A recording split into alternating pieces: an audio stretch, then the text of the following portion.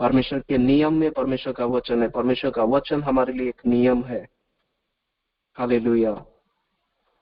परमेश्वर का वचन हमें हर बातों को सिखाता है। परमेश्वर का वचन जब हम तक पहुंचेगा, उसमें एक वाचा होगी, उसमें एक शिक्षा होगी, उसमें एक सलाह होगी, उसमें एक डांट होगी। ऐसा बहुत सारी बातें, जहां पर परमेश्वर डांट रहे हैं, जहां पर परमेश्वर ने डांटा है, वो भी परमेश्वर के मुंह से निकला हुआ शब्द है, वो परमेश्वर का वचन है। तो परमेश्वर का वचन में डांट है, परमेश्वर का वचन में हमें संभालना है। वचन में लिखा है वो वचन भेजकर चंगा करता है। परमेश्वर का वचन हमें चंगा करता है, उस समय वो चंगाई को लेके जाता है उस परिस्थिति में। हालेलुया।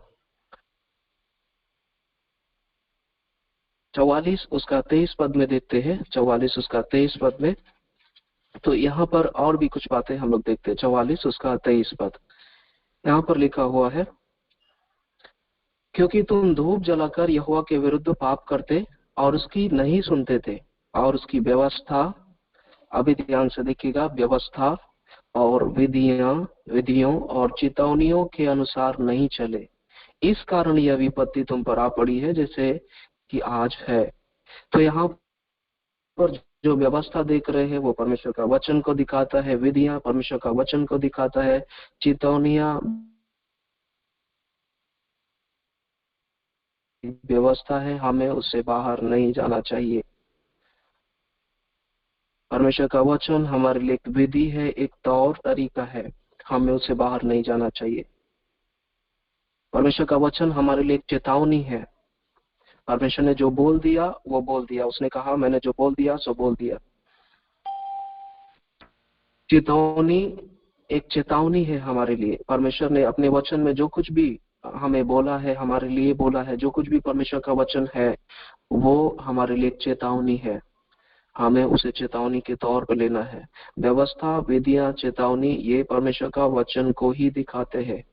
और लिखा है ये नहीं सुने, ये व्यवस्था को नहीं सुने, विधियों को नहीं सुने, चेतावनियों को नहीं सुने, यानी वचन को ध्यान नहीं दिया, वचन से बाहर जाके जीवन बिताया, और वचन में जो मना किया गया था वो किया, तो जैसे ही वचन के बाहर जाके कुछ किया वो पाप है। परमेश्वर की विधियां जो है, जैसे ही विधि से बाहर चले जाएंगी वो पाप है। परमेश्वर का जो व्यवस्था, जो कानून प्रभु ने हमारे लिए दिया, ये ऐसे ऐसे ऐसे करना है, जैसे ही उससे बाहर जाएंगे वो तुरंत पाप हो जाता है, वो तुरंत परमेश्वर ने जो चेतावनी दिया है, देखो, कई जगह प्रभु ने सीधा सीधा ऐसे देखो करके बात किया है, ऐसा नहीं करना, ऐसा करने से ऐसा होगा, सीधा सीधा प्रभु ने बोला है। चेतावनी है, शिक्षा है, डांट है। जैसे ही उससे बाहर जाएंगे तुरंत हम यहोवा के विरुद्ध पाप करते हैं और विपत्ति आ जाती है। इस कारण यह विपत्ति तुम पर पड़ी है। नहीं चले, नहीं सुने और नहीं चले। जब हम परमेश्वर का व्यवस्था को, उसकी विधियों को, यानी उसका वचन को जब हम नहीं सुनते और नहीं चलते, तो हम लोग हमारा जीवन में विपत्ति को देखते हैं, देखेंगे। क्योंकि वचन जहां पर नहीं है वहां पे प्रभु नहीं है। इस दुनिया में कुछ होना था, प्रभु हर जगह है, प्रभु का वचन के अनुसार प्रभु हर जगह है, लेकिन जब कुछ करने का बात आया, जब इस पृथ्वी पर कार्य करने का बात आया, वचन में लिखा है परमेश्वर ने अपने वचन को भेजा। अपने वचन को प्रभु ने अपने नाम से बढ़ के अपने वचन को महत्व दिया। परमेश्वर का नाम हर जगह था। दुष्टात्मा भी यीशु मसीह का नाम जानता है, प्रभु को जानता है, हम सब भी जानते हैं, बहुत लोग सुना, ईश्वर करके सुना है, लेकिन वास्तव में जब कुछ करने का बात आएगा, जब कुछ होना है, वहां पे परमेश्वर का वचन चाहिए। जब हमारे आपके जीवन को बदलने का बात आया, परमेश्वर ने अपने जीवित वचन को भेजा। हालेलुया। यूहन्ना का किताब, उसका हम लोग देखते हैं, एक अध्याय में देखेंगे तो वहां पर परमेश्वर का वचन प्रकट हुआ, जीवित वचन यीशु मसीह प्रकट हुआ। और जब यीशु मसीह आया है, जब वचन आया है, वहां पर कुछ हुआ है। हालेलुया। स्वर्गदूत आकर के चरवाहों को बोल रहे हैं, आनंद का सुसमाचार मैं तुम्हें सुना रहा हूँ, आनंदित हो जाओ, मगन हो जाओ। जब परमेश्वर का वचन आपके हृदयों को छुएगा, आप तक पहुंचेगा, आपका हृदय आनंदित होगा। हालेलुया। और ये सिर्फ परमेश्वर का वचन के द्वारा ही होगा। लोगों के शब्द में लोगों का स्वभाव है, लोगों का जीवन है, लोगों के अंदर जो अशांति है, वो परमेश्वर का वचन में क्या होगा? जो कुछ परमेश्वर के अंदर है वो सब परमेश्वर का वचन में होगा। भले ही आपको एक सिंपल शब्द सुनाई देगा कि मैं निश्चित समय पर आऊंगा, मैं इस ऋतु में आऊंगा और तुम्हें तुम्हें बच्चा होगा, तुम्हें संतान होगा। प्रभु ने इतना ही बोला, लेकिन वास्तव में उसमें उस वचन में खुद परमेश्वर है। हालेलुया। उस वचन का वो प्रभाव है, उस वचन का वो प्रभाव है जो खुद परमेश्वर कर सकते हैं, जो परमेश्वर करेंगे। Hallelujah. Thank you Lord, thank you Holy spirit.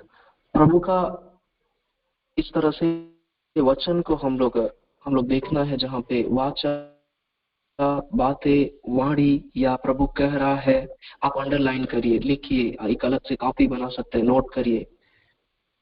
क्यों ऐसा? देखिए, प्रेरितों का किताब में हम लोग देख रहे हैं, तो प्रेरितों का किताब में देख रहे हैं, उसका 6 अध्याय 4 पद पढ़ेंगे। 6 अध्याय 4 पद पढ़ेंगे। परमेश्वर का वचन का महत्व को हम लोग वहां पे देखते हैं, कैसे प्रभु का दास लोग क्या बोल रहा है। 6 अध्याय 4 पद।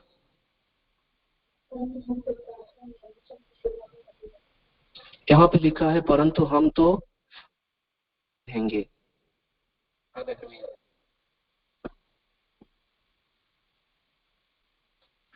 परंतु हम तो प्रार्थना और वचन की सेवा में लगे रहेंगे। वचन के साथ बैठना ही वास्तव में परमेश्वर का सच्ची सेवा है।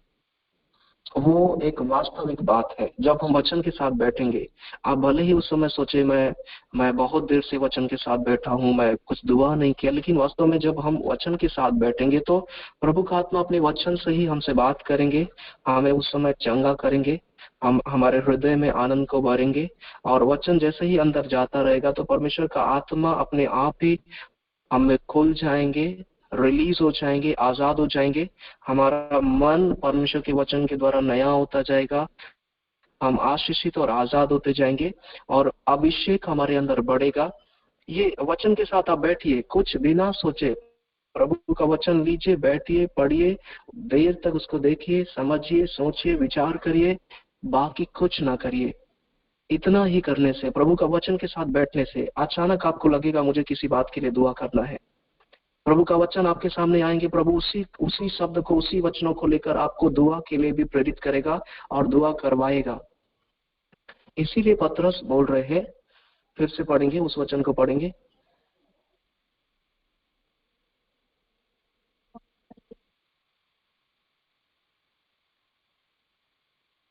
प्रार्थना में और वचन की सेवा में लगे रहेंगे। उस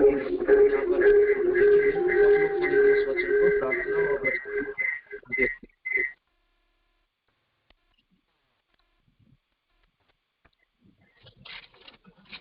थैंक यू होली स्पिरिट।